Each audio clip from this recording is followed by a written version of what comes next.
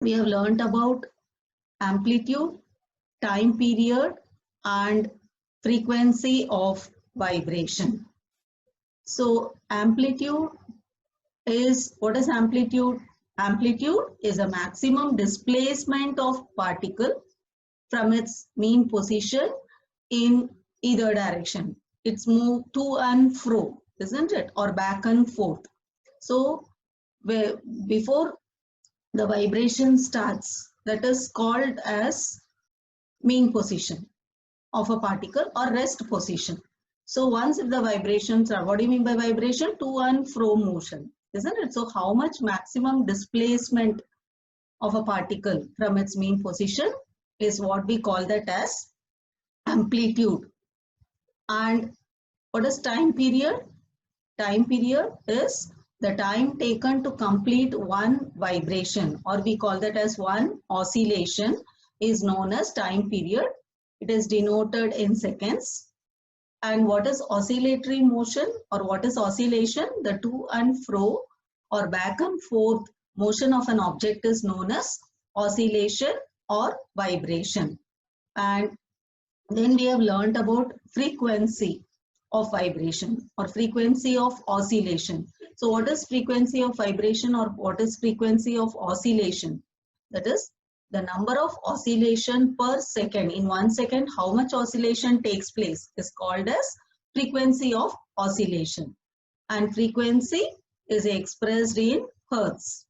And we can denote frequency by symbol Hz.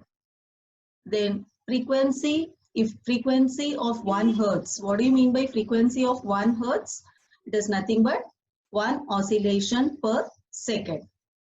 Then we have learned amplitude and frequency are the two important properties of sound, isn't it? And we can differentiate sound on the basis of their amplitude and frequency. So how do we or how can we differentiate sound? We can differentiate sound on the basis of amplitude and frequency. What is amplitude? The maximum displacement of a particle from its rest position or from its mean position is called as amplitude.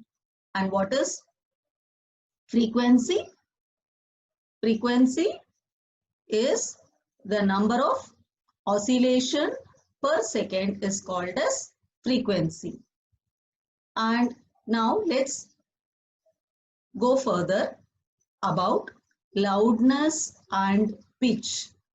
Have you heard about loudness, sound, what is loudness of sound, or pitch, or you can pitch of a sound? So we are going to learn about this loudness and pitch in this session.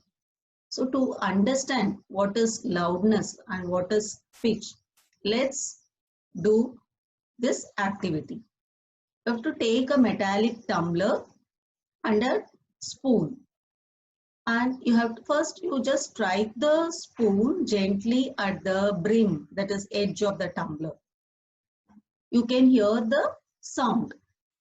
Just slightly strike and you can hear the sound. Now, again, what you have to do is, you have to bang the spoon. I hope you understand the difference between strike and bang. Now, bang the spoon on the tumbler and hear the sound produced again. And is the sound, now when you bang the spoon on the tumbler, is the sound produced will be louder than when the tumbler is struck by the spoon? Yes, obviously when it is banged, the sound produced will be louder, isn't it? Now you now one more activity we will see. Now suspend a small thermocol ball touching the rim of the tumbler. You can see the figure here. See that take a thread and attach one thermocol ball. Suspend. What do you mean by suspending? Hang it. Ball. You have to hang the thermocol ball in such a way that the thermocol ball should touch the rim of the tumbler. Now we have to make the tumbler to vibrate by striking it. When the tumbler vibrate, what you can see, as the thermocol ball is touching the brim of the tumbler, you can see the movement, displacement of the ball. So how much displacement is done? That is nothing but amplitude of vibration of a tumbler. Isn't, children? What is amplitude? The maximum displacement. So here, how can we find out the amplitude? That is, just you have to hang or suspend a thermocol ball just by touching the rim of the tumbler, and now making the tumbler to vibrate by striking it. You can see the displacement of a ball, thermocol ball, and this displacement is a measure of amplitude of vibration. Now you have to strike the tumbler gently, more harder. Now what you can see, the thermocol ball displace will be little more. So now compare the amplitude of vibration of a tumbler in that two cases. In which case amplitude will be larger? What is amplitude? Maximum displacement. When the tumbler is struck harder, more severe, then the displacement of thermocol ball will be more. Isn't it? That is nothing but called as amplitude. So here the amplitude, if the vibration is more, the amplitude will be more. So loudness of sound is directly proportional to the square of the amplitude of the vibration producing the sound. And so loudness is related with amplitude. And the loudness of the sound is directly proportional to square of the amplitude. For example, if the amplitude becomes twice, then the loudness increases by the factor of 4. That is, if the amplitude is 2, then the loudness will be 2 square, that is 4. So loudness, it is expressed in a unit called decibel, small d, capital B, decibel. And so again I repeat, loudness is directly proportional to the square of the amplitude. So if, for example, if the amplitude becomes twice, the loudness increases by the factor of 4. And how it is denoted? It is denoted by the same unit called decibel, and by its symbol D, small d, capital B. Now we will see the table which shows us some idea of loudness of sound coming from various sound of various sources. For example, normal breathing, that loudness is 10 decibel. Soft whisper, when you speak very softly, it is the distance of 5 meters, it is 30 decibel. Normal conversation, 60 decibel. Busy traffic, 70 decibel. And average factory, the loudness is 80 decibel. So above 80 decibel, the noise becomes physically painful. Okay, we cannot hear that noise. So these are the way how that loudness of sound is produced. So loudness depends upon the amplitude of the sound. So again, children, the loudness of sound depends on its amplitude. So when the amplitude of vibration is large, the sound produced is loud. What is amplitude? The maximum distance covered by a particle. When the amplitude is small, then the sound produced will be feeble, very less. So the loudness will be very feeble. So the loudness of sound depends upon its amplitude. When the amplitude is large, the sound produced will be loud. When the amplitude is small, the sound produced is feeble. Now, so loudness actually depends upon not only amplitude, it depends upon distance and density. So the loudness, what I told, it is directly proportional to square of the amplitude. What do you mean by directly proportional? If amplitude is more, loudness will be more. If amplitude is less, loudness will be less. The same way, distance. Loudness is inversely proportional to square of the distance. What do you mean by inversely proportional? The distance, if it increases, the loudness will be less. If distance will get decreased, the loudness will be more. For example, when you and your friend, when you talk, if both are standing very close, the distance between both of you will be less, then you can, that loudness of the sound will be more, because the sound distance will be less. And if you tell your friend to move further apart, then you can see that that loudness, when your friend speaks, that loudness of sound you hear will be very feeble. So loudness of sound is inversely proportional to square of the distance. As well as loudness of sound, it depends upon density of medium. Density of medium is more, then loudness will be more. If the density of medium is less, the loudness will be less.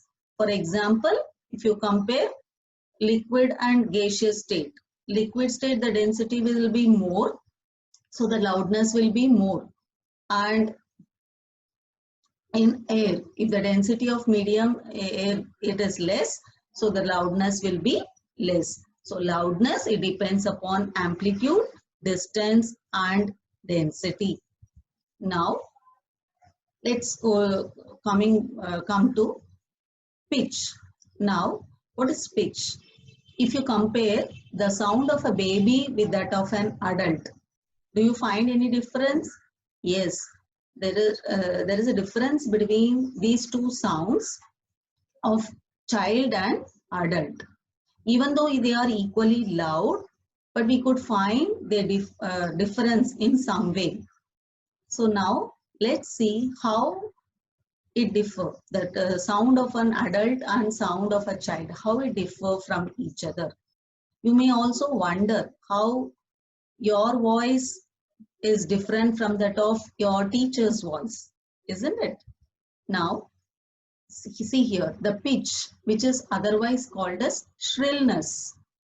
So the pitch of a sound, it depends upon the frequency. So the frequency, it determines the shrillness or pitch of a sound. Loudness, it depends upon amplitude, and shrillness or pitch, it depends upon frequency.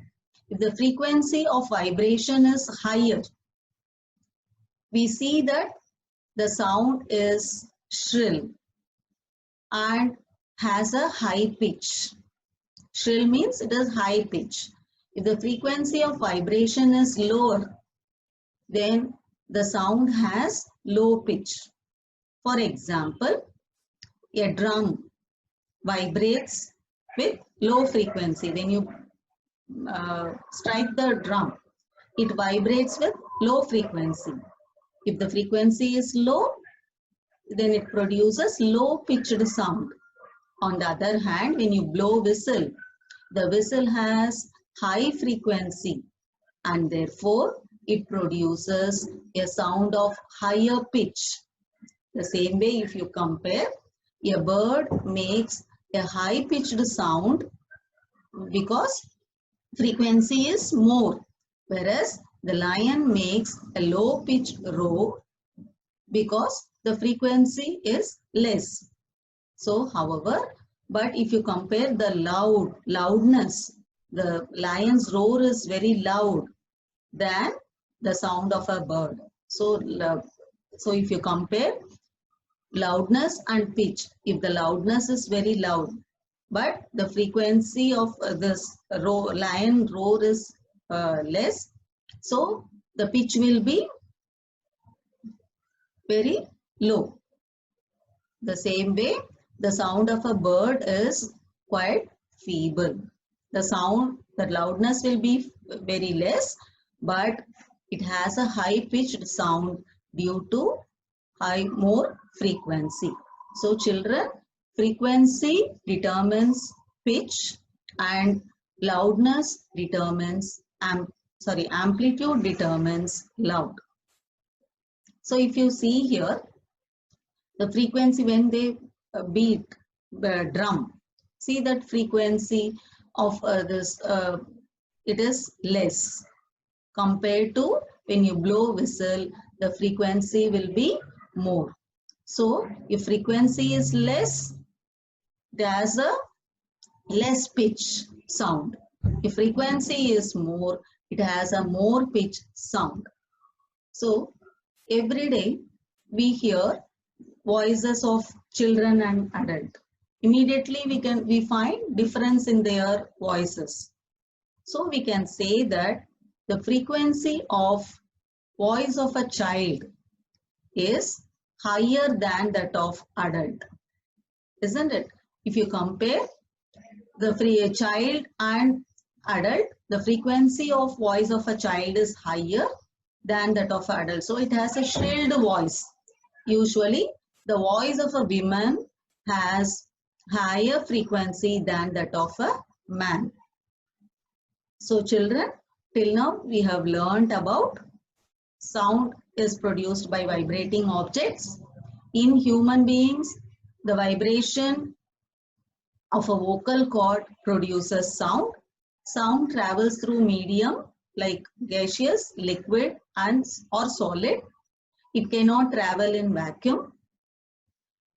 The eardrum, because of the vibration of the eardrum in our ear, it sends signals to the brain, and that is why we hear sound. And the number of oscillation or vibration per second is called frequency of oscillation, and it is denoted by hertz. Larger amplitude, the louder the sound, and larger the frequency, higher the pitch, or you can tell shriller the sound.